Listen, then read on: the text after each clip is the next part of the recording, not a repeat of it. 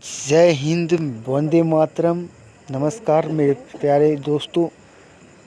आज हम Atul Maheshwari scholarship exam के लिए भारतीय इतिहास के टॉप 50 महत्वपूर्ण प्रश्न लेकर आए हैं, जो इस परीक्षा की दृष्टि से वेरी इम्पोर्टेंट है। यह परीक्षा की खोपड़ी में छेद करने वाले प्रश्न हैं। एक एक प्रश्न ताबूत की कील साबित होगी, तो आप वीडियो को पूरा देखिएगा। हम वीडियो की शुरुआत करते हैं बिना किसी देरी के। पहला प्रश्न है, महावीर स्वामी की माता व पिता का क्या नाम था? तो महावीर स्वामी की माता का नाम त्रिशला था, और महावीर स्वामी की जो माता थी उनका नाम त्रिशला था और पिता का नाम सिद्धार्थ था। महावीर स्वामी की माता का नाम त्रिशला और पिता का नाम सिद्धार्थ था। यह आप याद रखिएगा। अगला प्रश्न है, महावीर स्वामी को ज्ञान की प्राप्ति हुई थी। महावीर स्वामी को ज्ञान की प्राप्ति जानी ग्राम में हुई थी। जानी ग्राम में महावीर स्वामी को ज्ञान की प्राप्ति हुई थी। यह भी आप याद रखिएगा। ये क्वेश्चन वेरी इंपॉर्टेंट है परीक्षा की दृष्टि से।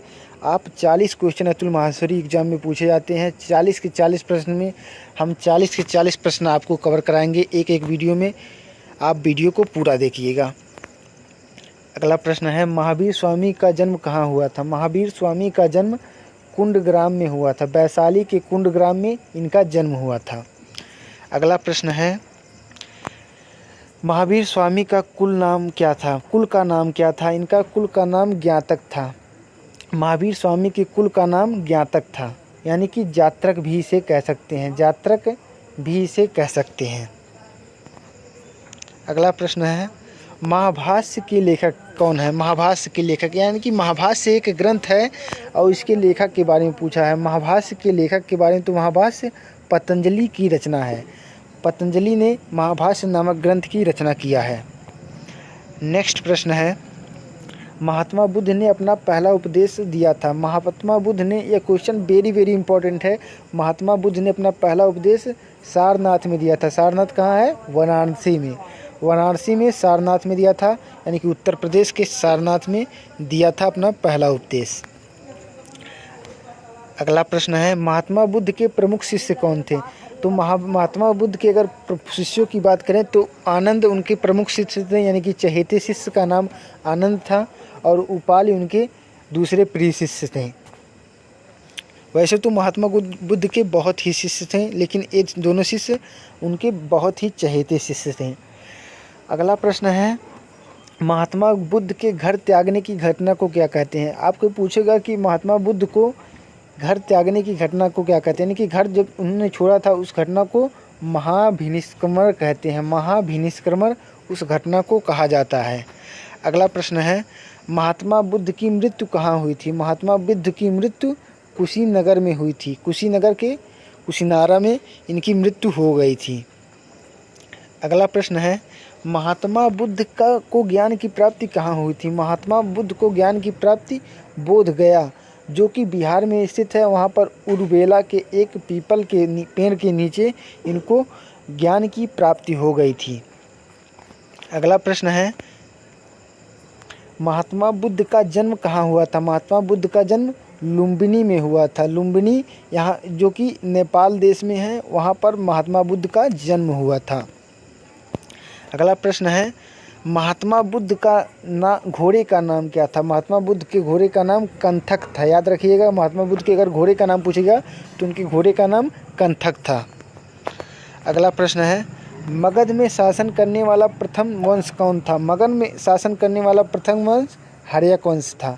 हर्यक वंश मगध में शासन करने वाला प्रथम वंश था। इसके संस्थापक का नाम बिंबिसार था। इसके संस्थापक का क्या नाम था? बिंबिसार। अगला प्रश्न है, मगध में शासन करने वाला प्रथम ऐतिहासिक राजवंश, वही प्रश्न है, अलग मॉडल से पूछा गया है, तो एक आप कहेंगे हर्यक वंश। हर्यक वंश का संस्थापक बिंबिसार था। अगला प्रश्न है, भारतीय दर्शनों में शास्त्रों की संख्या कितनी है? तो भारतीय दर्शन में शास्त्र कितने हैं? 6। शास्त्र कितने हैं? 6। और अगर वो वेद पूछेगा तो वेद आप 4 कहेंगे। अगला प्रश्न है, भारत पर आक्रमण करने वाला प्रथम यूरोपियन कौन था? भारत पर आक्रमण करने वाला प्रथम यूरोपियन सिकंदर था। सिकंदर भारत पर आक्रमण करने वाला प्रथम यूरोपियन था। उसने 326 ईसा पूर्व में भारत पर आक्रमण किया था। अगला प्रश्न है,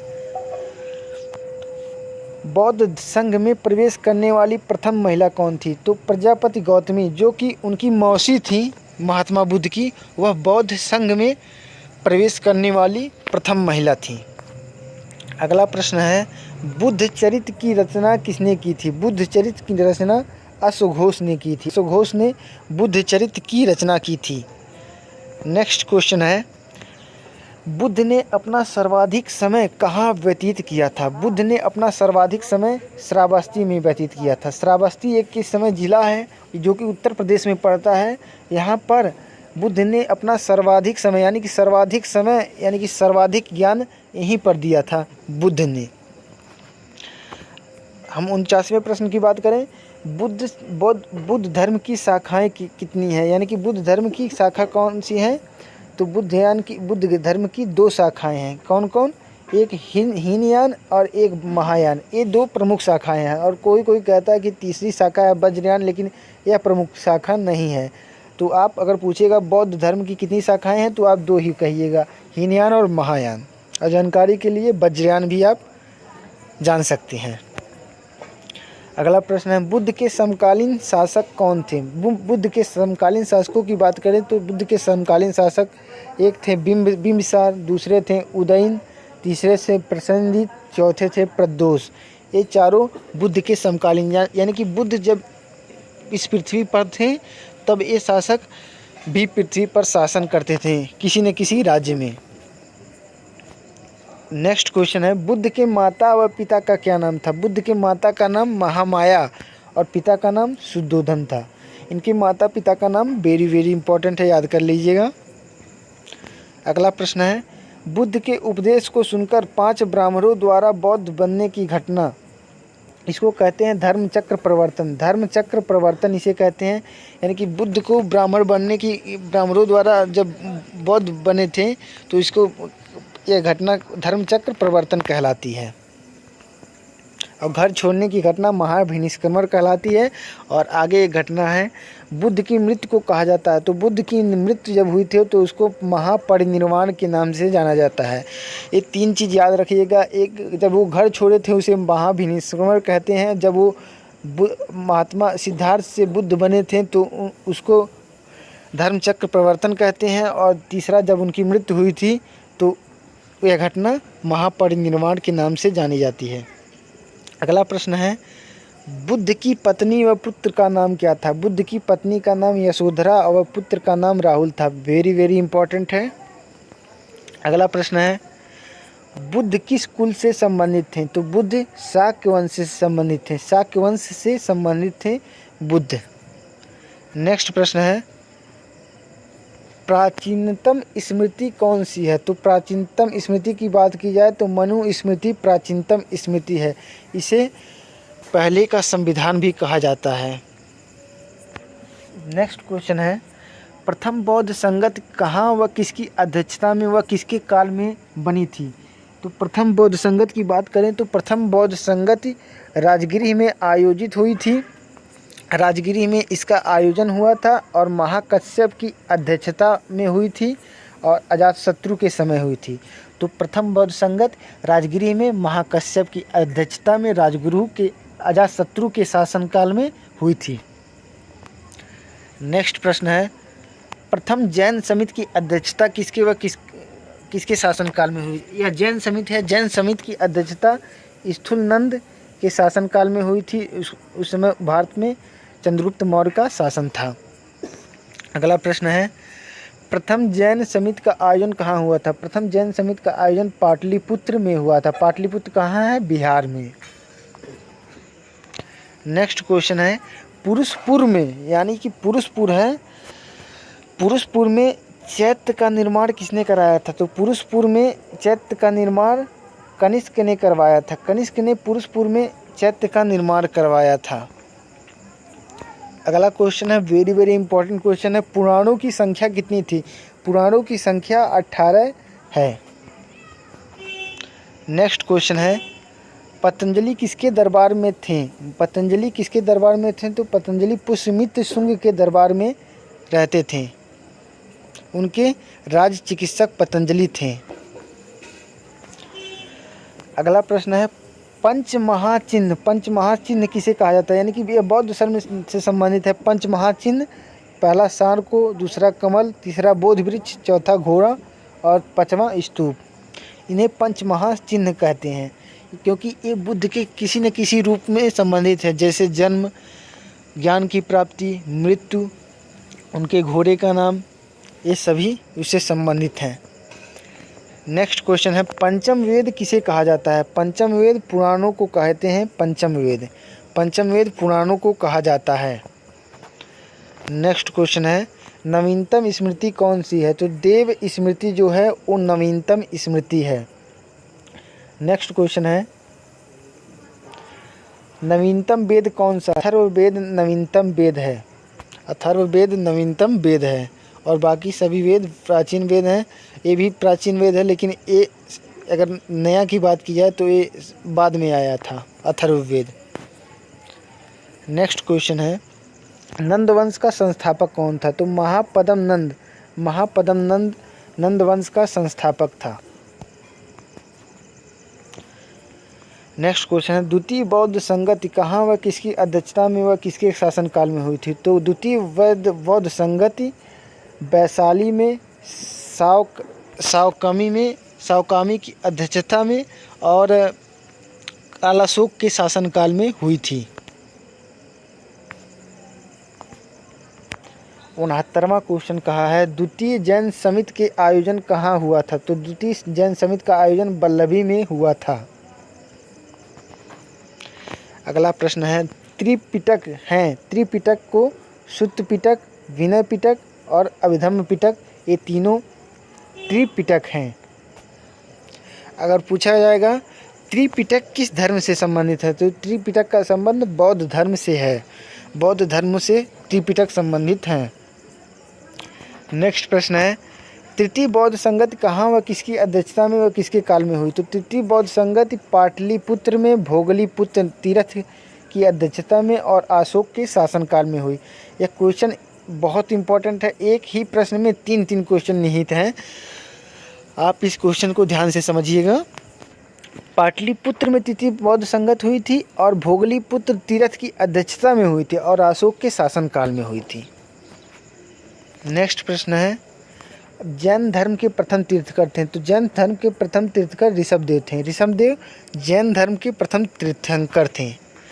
अगला प्रश्न है जैन धर्म के धर्मग्रंथ, यानी कि धर्मग्रंथ अंग को कहा जाता है, उपांग और प्रकीर्णन, ये तीनों जैन धर्म के धर्मग्रंथ हैं। अगला प्रश्न है जैन धर्म के 23वें तीर्थकर कौन है? तो जैन धर्म के 23वें तीर्थकर पार्श्वदेव हैं। पार्श्वदेव जैन धर्म के 23वें तीर्थकर हैं और 24वें हैं महावीर स्वामी, जिन्हें जैन धर्म का वास्तविक संस्थापक माना जाता है। नेक्स्ट प्रश्न है जैन धर्म की प्रमुख शाखाएं। तो जैन धर्म की 2 शाखाएं हैं, एक श्वेतांबर है, एक दिगंबर है। और वीडियो अच्छा लग रहा हो तो वीडियो को लाइक कर सकते हैं, वरना कोई बात नहीं है। 4 आर्य सत्य व अष्टांगिक मार्ग किस धर्म से संबंधित है? तो 4 आर्य सत्य और अष्टांगिक मार्ग ये बौद्ध धर्म में बताए गए हैं। ये सभी बौद्ध धर्म से संबंधित हैं। नेक्स्ट क्वेश्चन है 78वां क्वेश्चन है चरक, नागार्जुन, घोष व वसुमित्र किसके दरबार में रहते? तो ये तीनों जो थे विद्वान, ये तीनों कनिष्क के दरबार में रहते थे। अगला प्रश्न है चतुर्थ बौद्ध समिति कहाँ व किसकी अध्यक्षता में व किसके काल में हुई थी? तो एक कुंडलवन कश्मीर में है और एक कनिष्क के काल में संपन्न हुई थी। चतुर्थ बौद्ध संगति कनिष्क के शासनकाल में कुंडलवन कश्मीर में हुई थी। अगला प्रश्न है गोदीवारा किस हड़प्पा स्थल से प्राप्त हुआ है? तो गोदीवारा लोथल हड़प्पा स्थल से प्राप्त हुआ है। नेक्स्ट प्रश्न है गायत्री मंत्र कहाँ से लिया गया है? तो गायत्री मंत्र को ऋग्वेद से लिया गया है। ऋग्वेद में से गायत्री मंत्र को लिया गया है। नेक्स्ट प्रश्न है, कौन सा मौर्य सम्राट जैन धर्म ग्रहण करके श्रवण बेलगोला चला गया था? तो चंद्रगुप्त मौर्य अपने जीवन के अंतिम समय में श्रवण बेलगोला चले गए थे और वहाँ पर इन्होंने संलेखना व्रत द्वारा अपने शरीर का त्याग कर दिया था। नेक्स्ट प्रश्न है, कौन सा वेद गेय है? यानी कि कौन सा वेद गाया जा सकता है? यानी कि सामवेद जो है, ये चारों वेदों में सामवेद एक ऐसा वेद है जो गाया जा सकता है। ये क्वेश्चन बहुत ही इंपॉर्टेंट है, यानी कि पूछा जाएगा कि कौन सा वेद गाया जा सकता है, किसमें गद्य और पद्य हैं। तो सामवेद में पूछा जाएगा, तो गद्य और पद्य सामवेद में है। अगला प्रश्न है, कौन सा वेद गद्य व पद्य दोनों में है? तो यजुर्वेद गद्य और पद्य में दोनों में है और सामवेद भी इसमें है। अगला प्रश्न है, किस स्थल से नर्तकी की कांस्य प्रतिमा प्राप्त हुई है? तो नर्तकी की कांस्य प्रतिमा मोहनजोदड़ो से प्राप्त हुई है। मोहनजोदड़ो से नर्तकी की कांस्य प्रतिमा प्राप्त हुई है। अगला प्रश्न है, किस वंश को प्रतिहंसा यश के रूप में जाना जाता है? यानी कि यह एक ऐसा वंश था जो अपने पिता की हत्या करके अपने गद्दी पर बैठते थे। तो ये हर्यक वंश एक ऐसा वंश था जिसमें हर एक पुत्र अपने पिता की गद्दी पर हत्या कर कर बैठता था, इसलिए इसे प्रतिहंता वंश कहा जाता है। अगला क्वेश्चन है, किस प्रकार के विवाह में वधू का मूल्य लिया जाता है? तो असुर विवाह में वधू का मूल्य लिया जाता है। असुर विवाह में वधू का मूल्य लिया जाता है। अगला प्रश्न है, कनिष्क की राजधानी कहाँ थी? कनिष्क की राजधानी पुरुषपुर थी। पुरुषपुर कनिष्क की राजधानी थी। अगला प्रश्न है, कनिष्क किस वंश का शासक था? तो कनिष्क कुषाण वंश का शासक था। लास्ट प्रश्न है, सेकंड लास्ट है शायद, ऋग्वेद में कितने मंडल, कितने सूक्त और मंत्र हैं? तो ऋग्वेद में 10 मंडल हैं, 1028 सूक्त हैं, 10,600 मंत्र हैं। ये तीनों चीज़ वेरी वेरी इंपॉर्टेंट है और इन तीनों चीज़ों को याद कर लीजिएगा। ऋग्वेद में 10 मंडल हैं और 1028 सूक्त हैं, 10,600 मंत्र हैं।